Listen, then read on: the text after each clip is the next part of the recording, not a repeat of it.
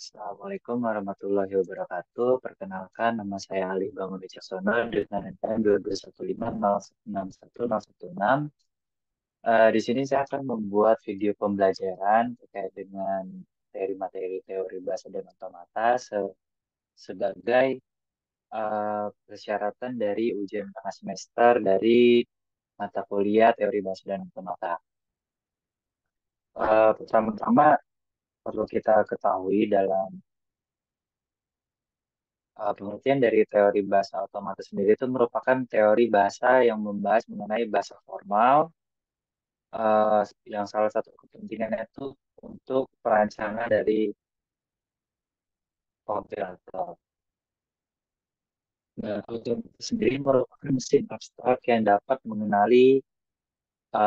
menerima, atau membangkitkan sebuah kalimat dalam bahasa tersebut.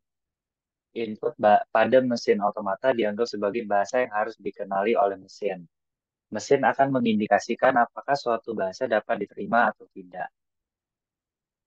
Ini adalah perubahan dari mesin otomatis sederhana, di mana pada mesin otomatis ini terdapat state-state yang merupakan uh, ya state kondisi dari mesin tersebut, yang dimana Q0 ini sebagai sebagai initial state, dan Q4 dan Q3 ini sebagai final state, dan A, D, A, dan D ini sebagai simbol input.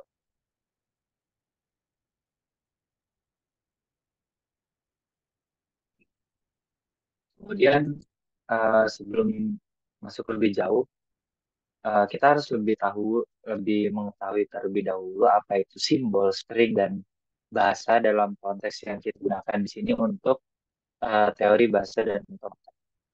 Nah, menurut KBBI sendiri, simbol itu merupakan suatu entitas abstrak yang tidak didefinisikan secara formal. Artinya, kenapa suatu simbol itu dapat mewakili bisa mendefinisikan suatu hal itu karena sudah disepakati bersama-sama bahwa simbol itu akan mewakili hal tersebut. Sebagai contoh, di sini adanya simbol A dan simbol satu. Kenapa kita bisa mengetahui bahwa satu dan A ini merupakan simbol dari satu dan A itu karena kita bersama-sama sudah mengerti kalau itu merupakan simbol dari satu dan A. Artinya simbol itu merupakan ya entitas yang tidak dapat didefinisikan. Namun dari simbol ini dapat mendefinisikan sesuatu.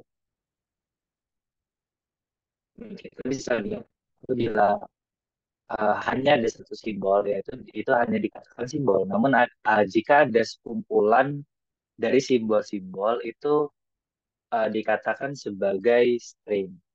Itu merupakan deretan dari simbol-simbol.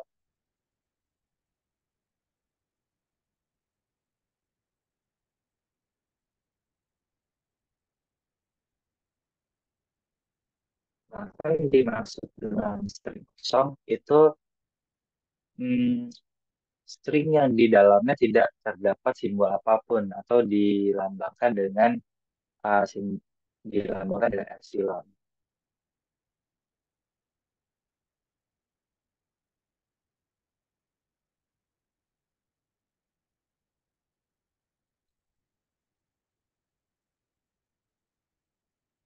Maka yang dimaksud dari bahasa yang seperti saya sudah jelaskan tadi, kalau string itu merupakan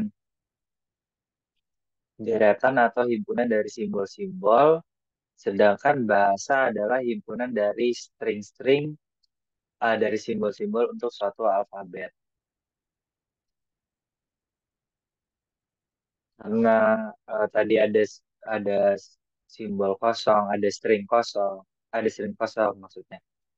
Maka pada bahasa pun karena merupakan kumpulan dari string-string, maka kita bisa juga mempunyai bahasa yang tidak mempunyai string-string, yaitu bahasa kosong yang dinotasikan seperti menulis notasi himpunan kosong.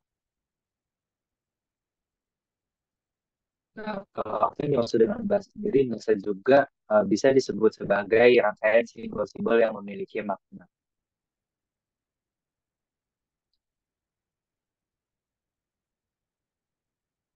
Sebagai contoh, apabila kita di sini menggunakan input string pada uh, mesin finite state automata, di sini apabila kita menerima uh, memberikan input A, D, dan A, maka akan berakhir di Q3, yang mana Q3 ini merupakan uh, final state, yang artinya untuk input string ada itu diterima.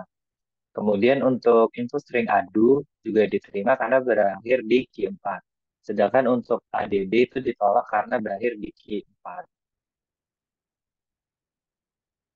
Selanjutnya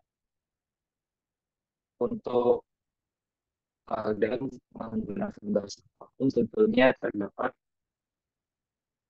terdapat aturan-aturan untuk menggunakan bahasa tersebut atau biasa disebut sebagai grammar. Nah, pada teori bahasa automata ini juga terdapat aturan-aturan di mana pada teori bahasa dan pada mm, teori bahasa dan otomata ini terdapat uh, tata bahasa hierarki Chomsky dan aturan produksi. Apa yang dimaksud dengan uh, aturan produksi?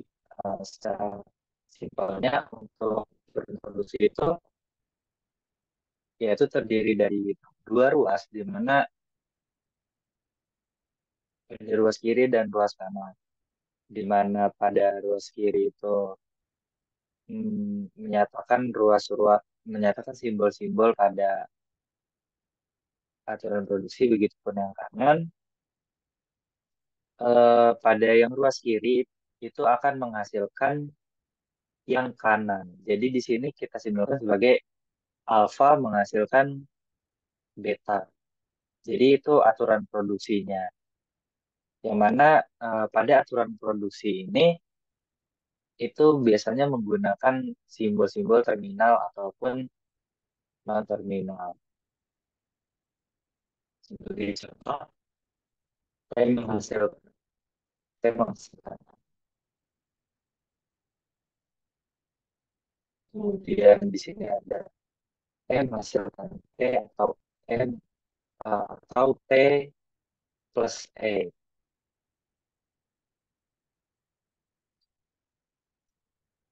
Untuk tipe dari tingkatan bahasa Chomsky ini sendiri ada tipe 0 sampai tipe 3, di mana ada unrestricted grammar, sensitive grammar, dan context free grammar, serta regular grammar.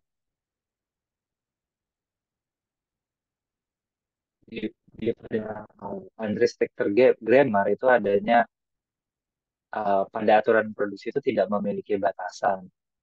Artinya untuk ruas kiri itu merupakan string terminal atau non-terminal dengan setidaknya satu simbol non-terminal. Untuk alfa tidak boleh kosong, dan B untuk beta itu adalah rangkaian simbol terminal dan non-terminal juga.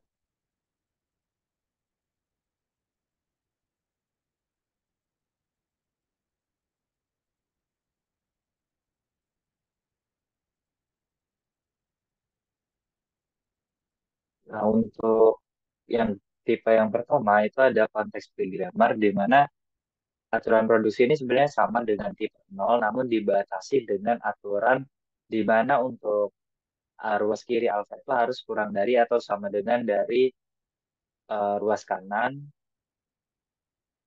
di mana aturan uh, S menghasilkan epsilon itu dibolehkan jika S tidak muncul pada ruas kanan setiap aturan.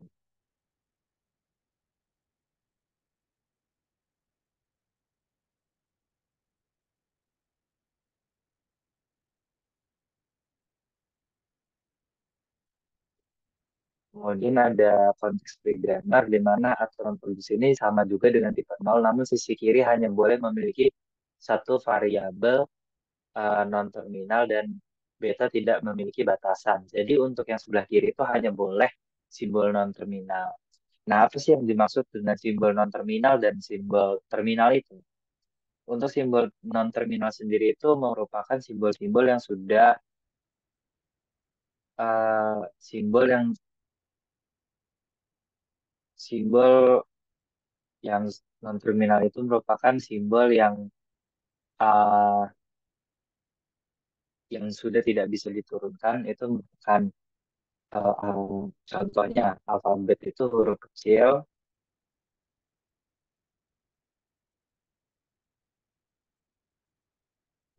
Untuk simbol non-terminal itu merupakan simbol yang masih bisa diturunkan. Contohnya itu kayak huruf-huruf kapital, huruf besar. Sedangkan kalau untuk simbol terminal itu simbol yang sudah tidak dapat diturunkan lagi. Contohnya seperti alfabet yang huruf kecil.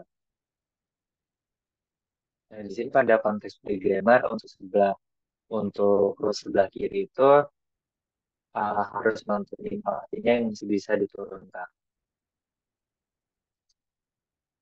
Selanjutnya pada regular grammar yaitu turun di mana pada ruas kiri merupakan simbol non terminal dan ruas kanan itu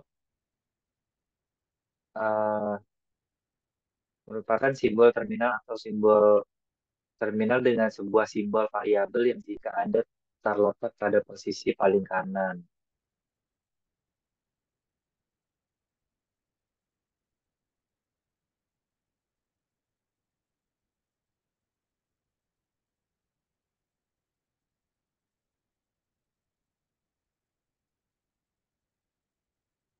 Selanjutnya, pada teori bahasa otomata, kita akan tentang membahas tentang finite state automata. Maka itu finite state automata. Finite state automata itu merupakan mesin abstrak yang merupakan sistem model matematika dengan masukan dan keluaran diskrit yang dapat mengenali bahasa paling sederhana.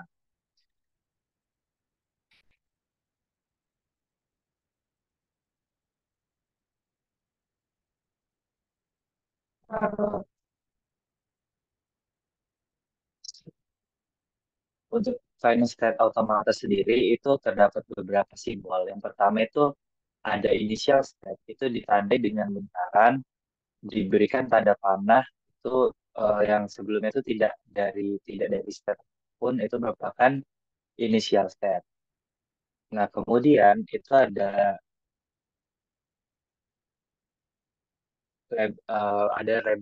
label di dalam lingkaran itu sebagai nama state-nya. Nah, untuk busur itu sebagai menyatakan transisi atau arah perpindahan dari state. Nah, kemudian di dalam busur ini terdapat label juga yang artinya merupakan inputan yang harus diberikan untuk state ini dapat berpindah atau bertransisi ke state selanjutnya.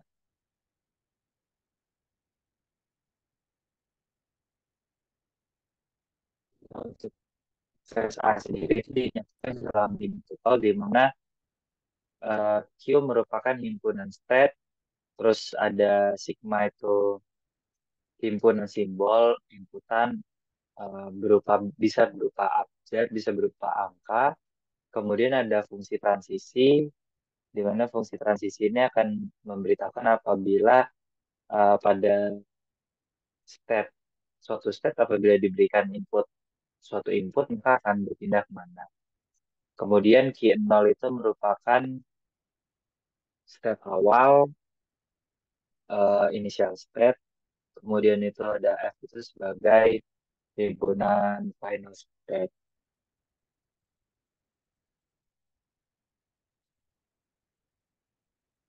Nah, sebagai contoh di sini untuk himpunan step-nya itu ada step out dan step even.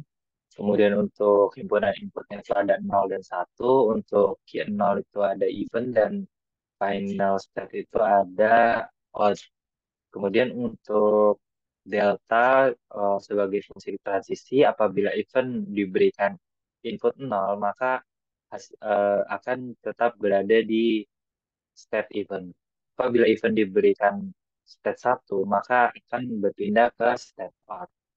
Apabila step out diberikan input 0 maka akan tetap berada di step out. Apabila step out diberikan int satu, maka akan berpindah ke state event. Selanjutnya untuk finance fitness otomatis sendiri itu dibedakan menjadi dua. Yang pertama deterministik finance automata dan non-deterministik finance automata. Kenapa dia disebut sebagai deterministik finance automata? Itu merupakan uh, mesin. Jadi untuk DFA itu merupakan finite automata yang hanya akan bertransisi, hanya akan pada stepnya itu hanya akan berpindah tepat hanya kepada satu step tunggal. Artinya hanya satu step berikutnya ketika diberikan inputan untuk setiap simbol masukan yang diterima. Jadi satu inputan itu hanya akan mentransisikan hmm, state itu ke satu state selanjutnya, tidak ke dua state. Sebagai contoh, di sini apabila Q0 diberikan inputan B, maka dia hanya berpindah eh, hanya hanya berpindah ke Q1, tidak ke state yang lain. Begitupun apabila kan diberikan Q0, maka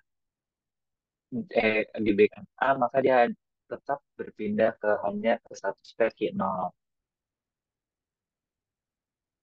Sedangkan untuk DFA sendiri itu hmm,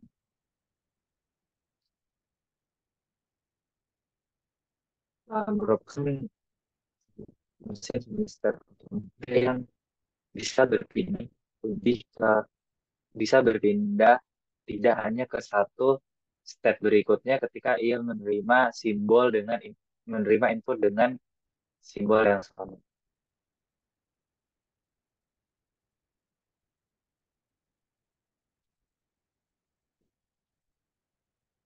Sebagai contoh di sini apabila dari Q0 itu menerima input, maka dia bisa ke Q0 dan bisa juga ke Q1. Apabila dari Q0 ini menerima input B, dia bisa ke Q0, bisa ke Q2. Nah, begitu pun seterusnya.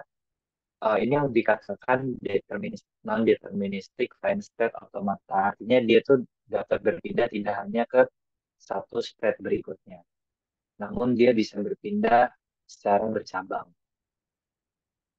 Oke, sekian penjelasan dari saya terkait dengan eh, teori bahasa dan otomata. Mohon maaf apabila ada salah kata. Bila terlalu. Assalamualaikum warahmatullahi wabarakatuh.